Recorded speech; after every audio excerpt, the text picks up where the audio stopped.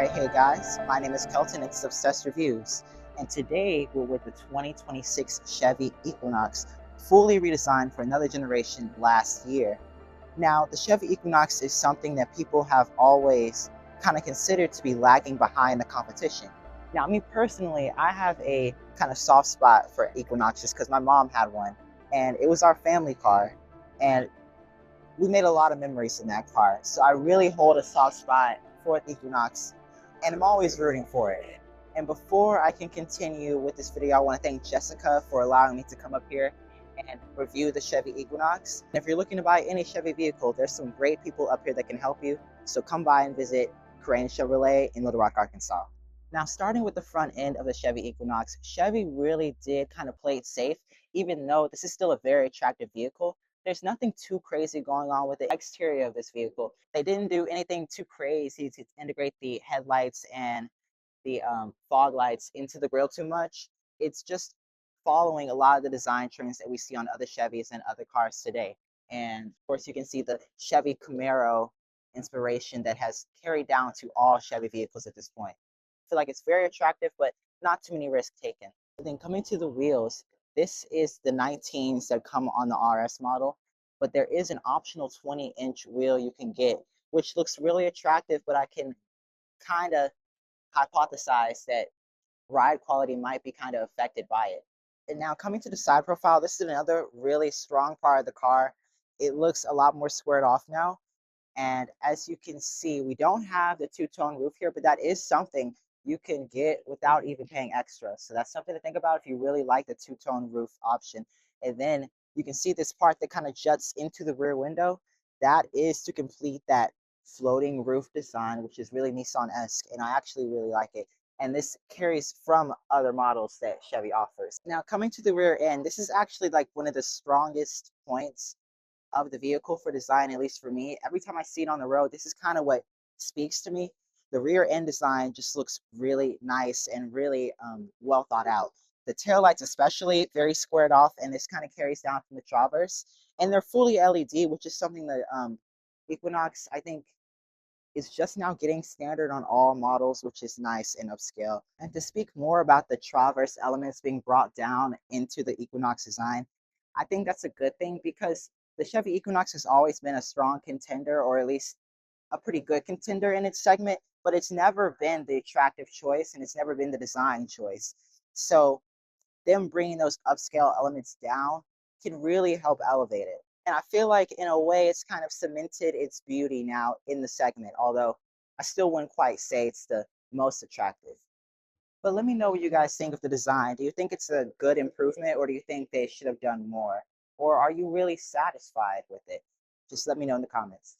All right, now moving to the inside, finally in the inside. This is really where things get real for the Equinox. Back before they redesigned it, it was very outdated on the inside and had been surpassed by virtually all of its competitors in terms of tech especially. So now seeing them do all of this is really impressive. And what I do love about this interior is that not only the tech, but just how comfortable it is, and the materiality in here is really nice. We just reviewed the Blazer EV, and this feels very similar to the Blazer EV in design and feeling. It has a very upscale feeling.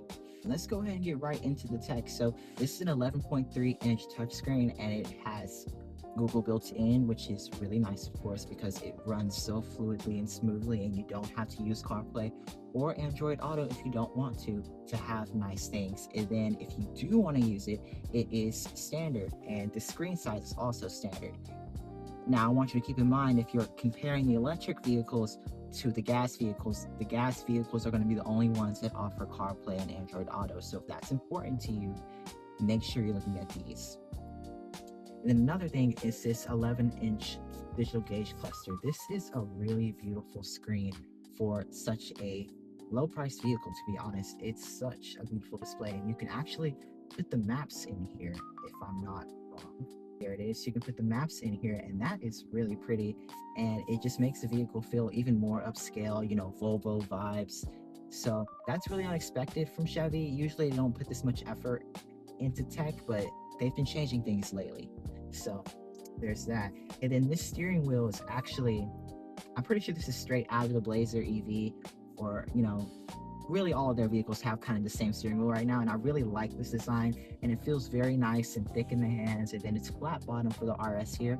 So yeah, when you're driving your Equinox, this will feel really nice to drive because of the steering wheel, and there are paddle shifters now, yeah, for the CVT, but you can get 8-speed. We'll talk about that later. And then we have standard heated seats, not heated seats, standard heated steering wheel for the entire trim level lineup of the Equinox, which is really nice. And then another thing that I really like is that you have so many physical buttons still for all of your controls, especially your climate controls, but you can still control it through the screen if you wish. And then also, there's so much storage in here. There's a wireless charger right here, which is designed very nicely because your phone can just slot right in there. But then again, there's so many spots for storage in here. You have storage here, storage under because of this pass-through, because they have gone to a digital shifter now. And there's more storage in here, which is really deep. So Chevy has really paid attention to what their customers want in the interior, and I can really applaud them for that. Now, there's a lot of premium features in here. We are missing some because we don't have all the packages here. But even if you do get, say, the RS package, there's no premium sound system you can get, at least not to my knowledge. When I was researching this car, their website went down on me, which was crazy. But from what I researched and what I could see, there is no premium sound system you can get. So you're stuck with however many speakers are in this car. I think maybe 6 or 7 or 8, somewhere around there. And I did test it a few minutes ago, and it's pretty okay, but it definitely needs more bass, and it definitely needs to just be fuller. So if you're somebody who is an audiophile, kind of like me, I really like my music to sound good in the car, you may want to consider looking at another Chevy model or even another model altogether from another company. Now, as far as the safety features in the Equinox, that is also its strong suit. Every single one is standard except for some extra things like rear park assist, which is basically just rear parking sensors with rear cross traffic alert, and adaptive cruise control and lane centering is even standard. So they really leaned into the things that their customers are valuing, which is safety. Even while I was sitting here just right now, a truck pulled up next to me, and I wasn't in reverse or anything, just parked here, and it warned me about the truck coming up behind me. So that was really cool, and it's showing that this is doing a lot more than we think right now. Before I move on,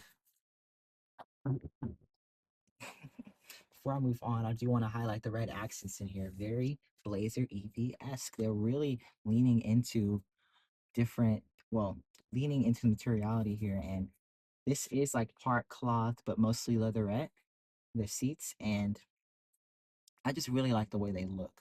Red and blue, it's very Captain America vibes. Now, coming to the back to the rear end of the Equinox, we're going to look at the trunk space, but I'm going to actually demo this feature they have, which is called Auto Sense, which is basically a version of Kia's system where the trunk will open on its own if you stand back there with the key. So let's see what happens.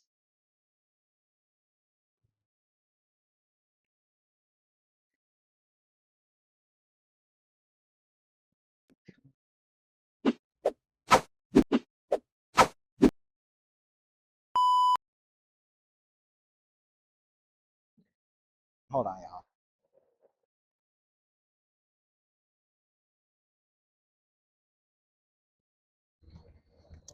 Yay!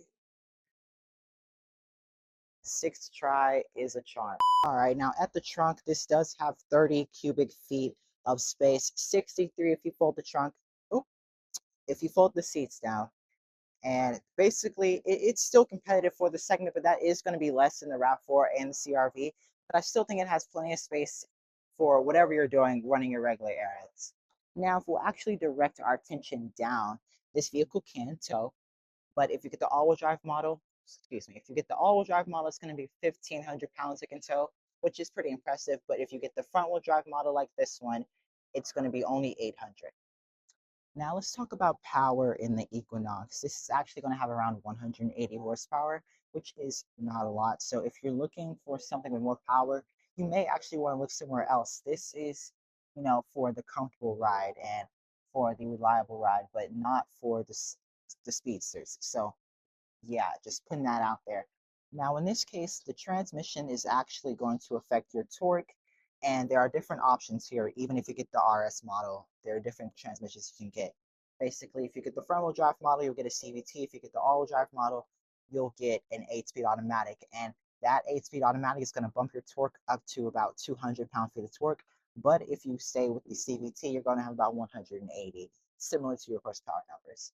Neither of those options are going to give you a lot of power, just enough to get around town and good passing power. The 0 to 60 for this vehicle, though, is 8.6 seconds at its fastest. So keep that in mind.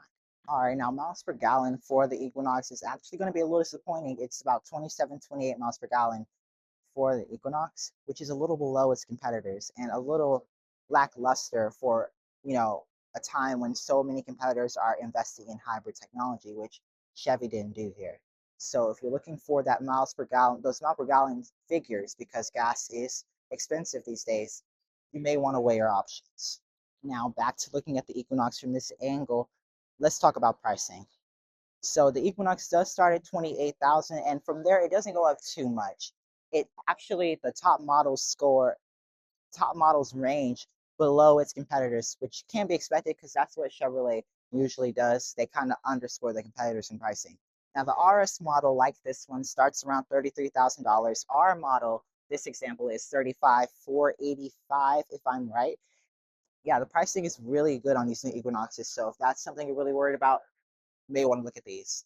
Now, all-wheel drive is going to be $2,000 if you want to get that, which I don't know how important that is in a vehicle like this, really. You're not going to be taking it off-roading that much unless you're in snowy areas, of course. Now, for me, the thanks for the new Equinox being so pleasant really goes to the designers and the tech developers at GM. This vehicle has really been brought back alive, even when so many of us probably thought it was dying. And they've really made a vehicle that fits into their lineup so well. And it's great to see Chevy committing back to this model after so much time of lagging behind. But here's the main problem with the Equinox right now, and with what's preventing it from launching in ways that other compact crossovers have done. The Chevy Equinox is nice, as it always has been, and it's an attractive buy, as it always has been, but there's nothing special about it. There's nothing to hook those buyers, and there's nothing that sets it apart from its competitors. There's nothing in this car that you can't get from any of its competitors, and that's the problem.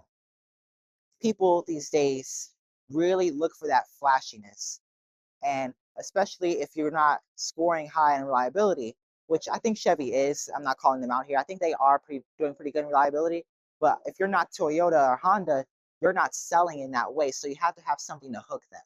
But Chevy doesn't have that, and that's what's holding the Equinox back. But anyways, guys, let me know what you think about the new Equinox. I really love it. I really love the way it looks, the way it feels, and just let me know all of your thoughts on the Chevy Equinox and what Chevy has done here and where they're going as a brand, because that's a big conversation. They want to be all electric, and they have to push their bias there somehow, but they're still doing a good job in their gas segment. But anyways, guys, please leave a like and subscribe if you like this video. Go look at some of my other videos because they're pretty cool too. And y'all have a good one. Bye.